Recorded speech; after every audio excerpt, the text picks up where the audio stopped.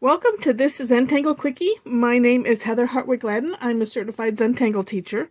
And today we're going to take a look at a really neat tangle from Zentangle called Toodles. Now this is probably for sure going to be a quickie. This is just a really neat tangle. So with no further ado, this starts off with kind of a really long S shape. So I'm gonna do mine diagonal just because I like to, and let's see. This one I always kind of, let's see, there we go. For whatever reason, I always have trouble kind of getting started with this one. All right, so an elongated S shape, we'll call it, and no, and it is, yeah, it is an S. I just did it from the bottom up. All right, then we're going to kind of aura this, but we're going to start at the same point, coming out and auraing just a bit, and then down here towards the end, join back up. Okay? Then, gosh, it seems like, I don't remember what tangle we did that I did yesterday, but there are several that have this shape. Fescue is one. That's off the top of my head. A lot of them have this. So it's a curved line that's going to come out and then end up kind of in a ball. So I'm coming from the stem, and I'm going to go off to the right here. And just have it, you know, curved line, and then have it loop back up on itself. Okay? And then we're going to shade that in with the pen, color it in, fill it in. Whatever you want to call it. I'm trying not to be messy with it like this, but whoa, there we go. Now, going to do the same thing on the opposite side. Now, for me, sometimes doing it the opposite direction kind of hurts the brain a little bit, but ways around that. Number one, try turning the tile, and that's exactly what I'm going to do. Because, and I'll say if this is the first video that you've watched of mine, you know, with Zentangle, what we want to do is plant our hand down for the most part, not like constantly, but utilizing, you know, the natural curve that we would be drawing and just keeping it comfortable. Because, you know, if it's uncomfortable, then it's uncomfortable.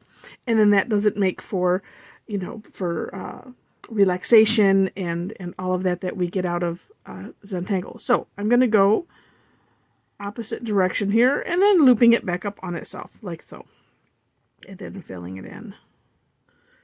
And the nice thing about filling it in is if you didn't quite like it, you can just course correct with that, right? And well, let's see, I got one bigger than the other, so let's see, let's do some course correction right here. Now I could just leave it because it does look kind of nice the way it is, but I just want to make it out a little bit bigger, have it match a little bit. And that is the beauty of when you get to fill things in, is that that course correction. Now, next step is, I hope I've left myself some room. We shall see. So we're going to come, let me think of what, this is basically a curve line. We're going to make a curve line all the way up here, but it's kind of a C shape, but then you kind of can flare it out at the end. That's what I'm going to call it.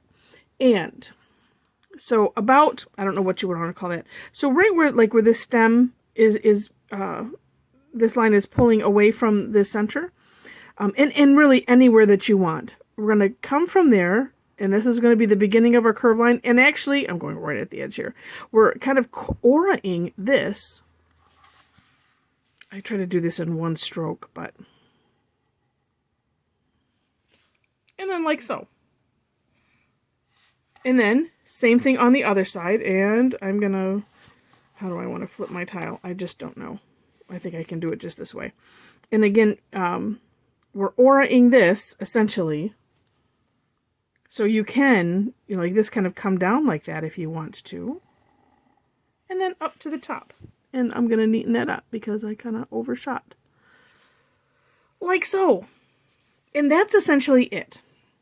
You know, and whatever shape, you know, every time I do it, sometimes I get a little bit different shape. So you can add, you know, as you're coming around, sometimes I like to kind of curve it in and then up. And we're also, so at the end of this, the beginning shape that we did, we're kind of tying it all right back into that shape. Now, here is an option you can do with this. So this is essentially it, and it's gorgeous. But you can also do this. And I'm going to add just a curved line coming from about right here and then back in. And it might, it might have been easier. I don't know which way it would have been easier, but that's the way I like to do that. And I'm going to blend this in a little bit here. Okay. And then you could do the same thing on the other side. The trick is getting it to having it merge from and then back into your original line here. All right, and then we're going to do some shading. And so I'm just throwing some graphite in here and in here. And tortillon. And then we're going to use the tortillon to just, not really to blend it out, but just to smooth it out in this section. Because even if you colored it in all nice with the pencil, there's still like you can see the pencil lines. And using the tortillon, it makes it just such a nice gray when we do that. Oh, and I'm seeing in just a little bit.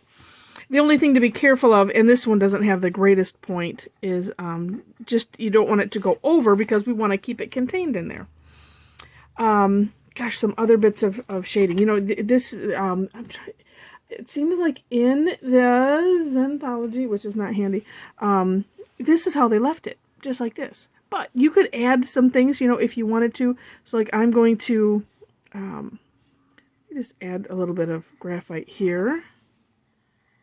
Because it could make it, we'll just see what it makes it look like. Experimenting. I like experimenting with you all. Because it's fun. Normally, I'm always, have been, not so eager to just try things. But after a while with Zentangle, you kind of enjoy playing. You know what, now I'm going to try this, and I'm going to show you an example. I was playing around with the embossing concept and with this tangle and on a bigger tile, and I'm pretty pleased at how it turned out. I just want to see how this would. Oh, that looks kind of neat. I mean, you could also, if you wanted to, just go around the outside and add some graphite and shade it. It depends on what you want to do with this. It's just. It's a neat tangle.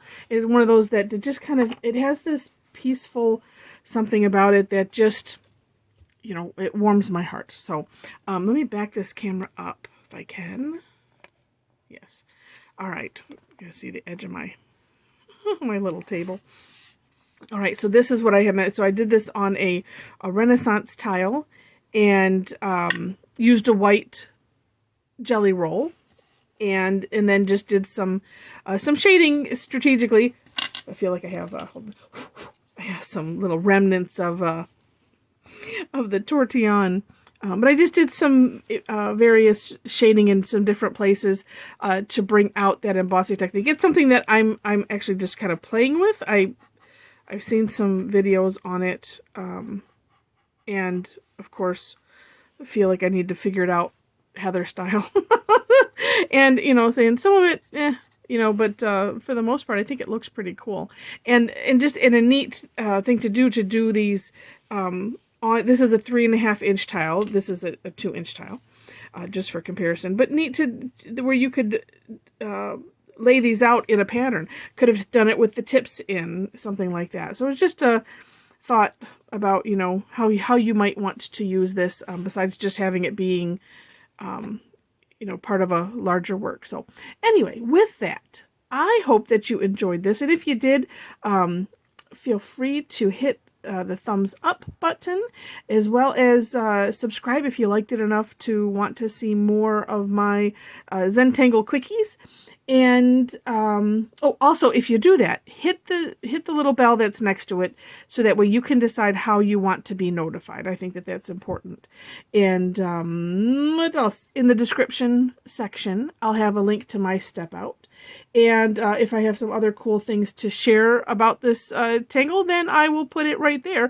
There's also ways to connect with me for classes and things like that, if you so desire. So with that, I wish you happy tangling.